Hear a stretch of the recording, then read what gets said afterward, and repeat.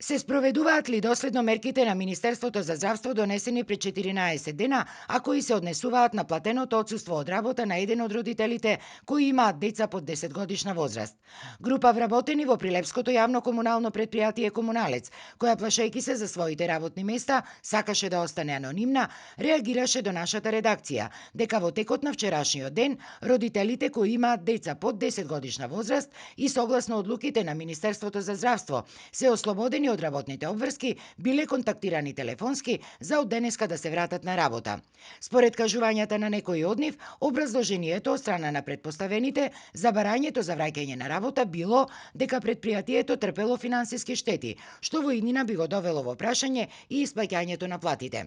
Директорката на Комуналец Ирена Станковска, која се наоѓа во самоизолација, па ја контактиравме телефонски, ни потврди дека во текот на вчерашниот ден било побарано од родителите денеска да се јават на своите работни места, но според нејзиното образложение, тоа било побарано бидејќи добар дел од нив или немале комплетна документација, или не им биле подпишани решенијата, а имало и случаи каде наведените информации биле лажни, со што можноста за седењето дома била злоупотребена, посочи Станковска и додаде дека ваквите случаи ќе биле испратени до повисоките надлежни инстанции. Според Станковска, од вкупно 380 вработени, во моментов на работа не оделе 70 лица, кои заради малите деца, кои заради постоењето на хронични болести, а меѓу нив имало и брачни парови.